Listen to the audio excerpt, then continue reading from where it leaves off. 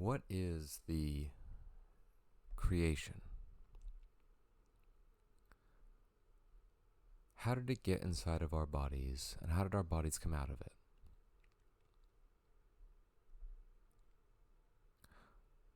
When we consider the idea of how we move, of how you move your limbs, how it's almost thoughtless that you can look at your hand and open and close it, how you can blink your eyes, how you can wiggle your toes, and all these things, that it doesn't even require thought. You don't have to give an order to it. It just happens. So somehow you're natively familiar with your body, with this extremely complex organism, this extremely complicated machine, that you're able to move, that you're able to operate and navigate with and do all sorts of fun things with. But without the ability of thinking about it, without the need of thinking about it. You don't need to think to operate this machine. And somehow you have this control over it. So how did you get the knowledge of knowing how to move your limbs? Where did that come from? Was it pre-installed from your existence when you were created? Did it come from the DNA? Did it come from your own experience with your body? We're not very sure about why. We still don't even know how we do it. How do you send electrical impulses to your arm? When you look at this thing and you open your hand, how did you do that? How did you send those impulses out? And I'm not sure. I'm not exactly sure how I did it. How any of us do it.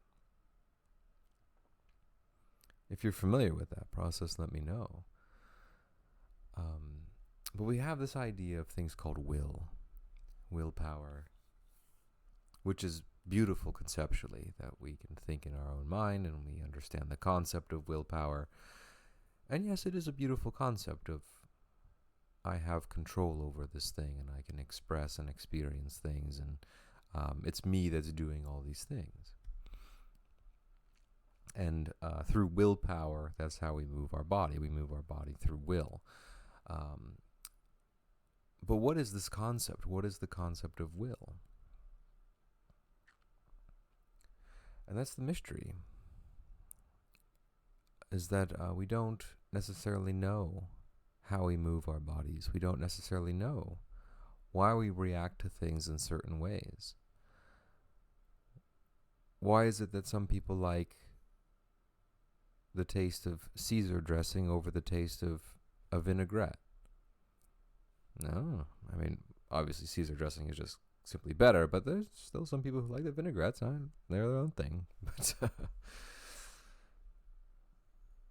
But why is it that way? Why is it that we feel one way or another? And our thoughts, there's every morning, sometimes at night too, you feel a need to eat a certain food.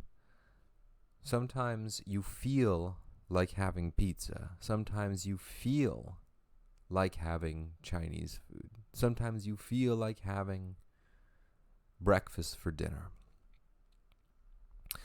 And this is all feelings, and it's not an active decision. You don't wake up and say, today I've decided that I'm going to desire pizza this afternoon. The desires and feelings happen on their own.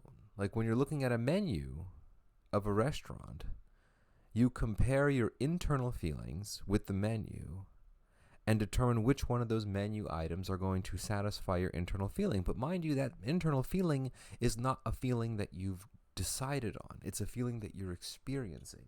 You don't typically decide how you're going to feel when you walk into a restaurant or when you get hungry. It's something that happens automatically. That, I want to have X, Y, or Z. And it's almost very societal in nature. Like when we look around, like, back in 2000, nobody desired cryptocurrency. Nobody desired Bitcoins back in 2000. But once everyone started talking about them, and once your society and friends and the news and all this stuff started talking about them, you're all like, yes, I want that too. I don't know why I want it, but everyone else wants it, so I have to want it. And we're not making these decisions. We're not making these decisions actively. We're interpreting things that are around us, and that is influencing our mind, which is in then turn churning out a feeling, which in then turn is responding or creating a thought to come up in our minds. And this will go on and on pretty much indefinitely for all of society. But you can make a conscious decision to try and just think about why you're doing what you're doing. Why am I so interested in having an accumulation of money or homes or cars or Bitcoin or whatever it is you might desire? It's an interesting thing when I was a youngster. My goodness. When I was young, maybe around like 10, I distinctly remember a thought that came up that was along the lines of, as long as I can have a Starbucks mocha coffee drink every single day of my life, I am going to be happy. And this was my 10-year-old mind making a decision on what's going to make me happy. It's like, all I need in the world is just, if I get one coffee every day, I will be happy. And you can see some people live by that motto anyway. Or they don't even allow themselves to get up out of bed without thinking of coffee. It's quite an experience right now. But it's interesting, why did I think that at that point? And why is that different now? All throughout the course of my life, there's been different things that I thought would make me happy. At 10, it was having an unlimited amount of mocha. At a certain age later, maybe a few years later, I thought it was owning a boat. And then a few years later, I thought it was meeting a girl. And then a few years later, I thought it was having a house. And so as I've progressed and thought about things, what I thought would make me happy changes. And I think a lot of people have this experience too. In the same way, if we look back to our Bitcoin example, that in 2000, no one thought that Bitcoin would make them happy. And now, in these days, people think Bitcoin's going to make them happy. And I bet in a few other decades, it's going to be something else, that we need to have this, we need to have this, we need to have this. And then I'll be happy once I get the thing that I want. But from our experience with getting things that we want, it still doesn't allow us to be happy.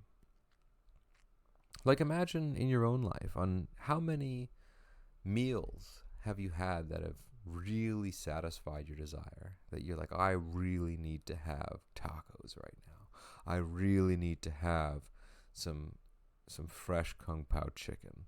I really need to have whatever it is that you want, sushi, this perfect sushi. And you get there, you get in the moment, and you eat that sushi, and you can feel the rice, and you can taste the seaweed, and you can taste a little wasabi that you put on there, and just, everything is right. You're with good company, you're enjoying it, and you're satisfied for a little while. And then, after eating a couple rolls, the sushi goes away. You finish your meal, you pay for it, and then you leave, and you're satisfied. And then you come home, and then a few hours later, you're like a little hungry again, you're a little snacky, and you're like, okay. And then maybe 2 or 3 days later, you're like, I want sushi. And so the sushi plays this role of encouraging us, of saying, come on and chase me. I will show you that I have no power to satisfy your happiness. I will give it to you for a little while, and then it'll be taken away. And everything does this. Everything that we can experience in our world does this to us. where we get something that we want and we use it for a little while, and then it takes away the happiness that we get from it.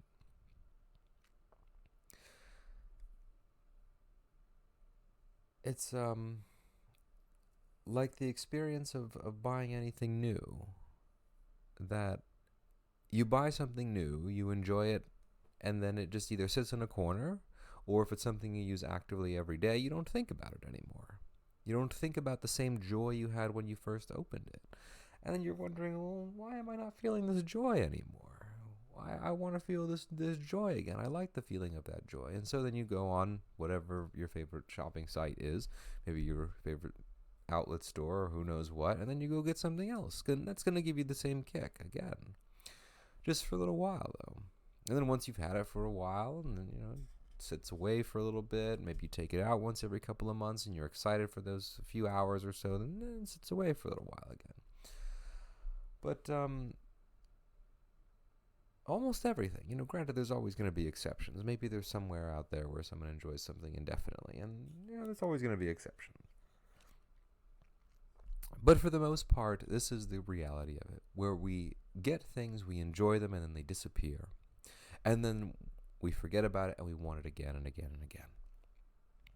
And we go through this cycle. Like, imagine how many ice cream bars you've eaten. How many scoops of ice cream?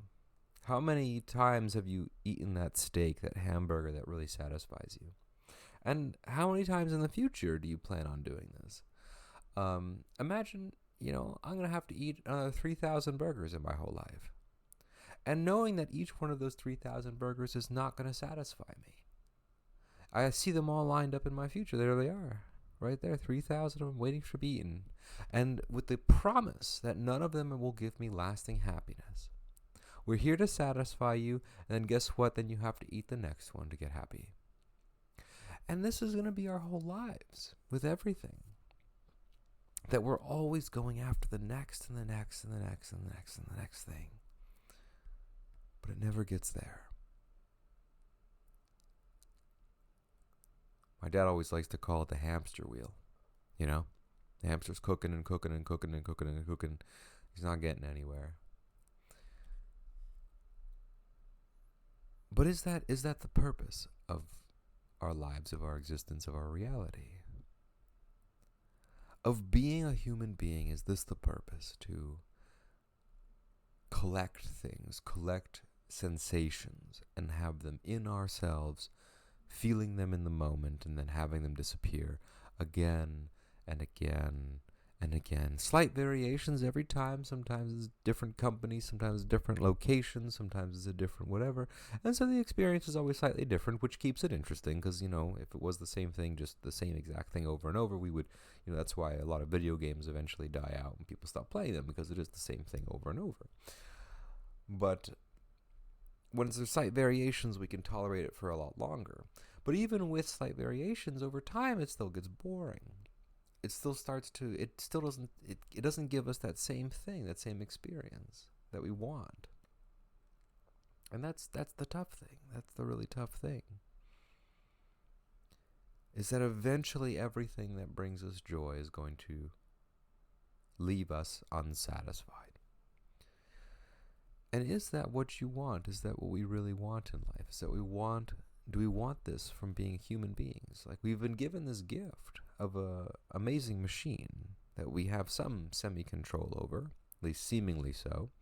It appears that way. But we chase after everything. And it's so hard to extract a lasting happiness from collecting things. It's so hard to do that. It's virtually impossible. There's very little evidence that's going to say that. That's going to give you, I'm going to get this and then I'm going to be permanently happy. I'm going to have that happiness that I feel deep inside of me is my birthright. That thing that I've wanted forever, that deep down happiness that's going to last so I can wake up in the morning and not have to chase things. I don't want to do that anymore. That's what we're looking for. Or at least deep down inside, that's what we want, is that lasting happiness.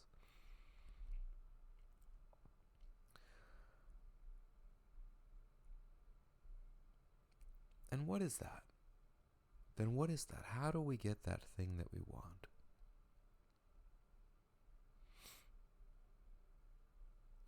And that's the fun mystery. That's the mystery of life, is how do we really get to that? And I think that the very first place to look is where the discomfort is coming from.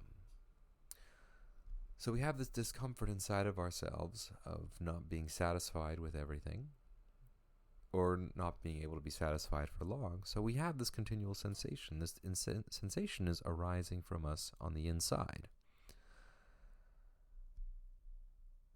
So it's arising from us.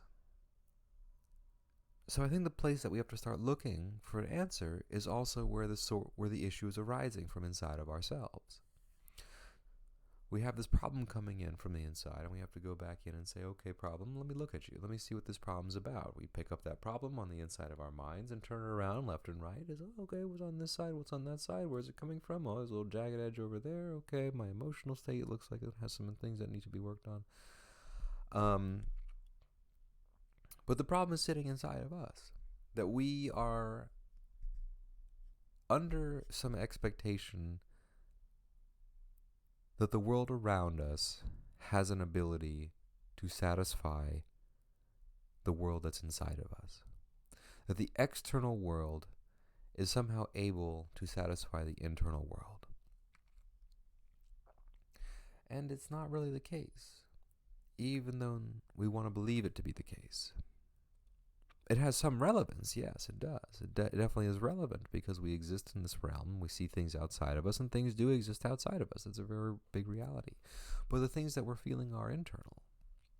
And we're expecting our external situation to be a permanent solution to our internal conflict.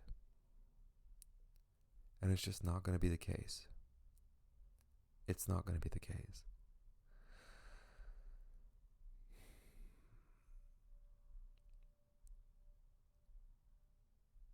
So start off on the inside. Take a look in there. See what you find. See what's bothering you. A good way to check it out is through meditation. Doesn't necessarily have to be long, but it doesn't hurt if it's long. Just take a few moments and see your thoughts. See what you really want. And see what it's all about. See why your mind is telling you to do certain things.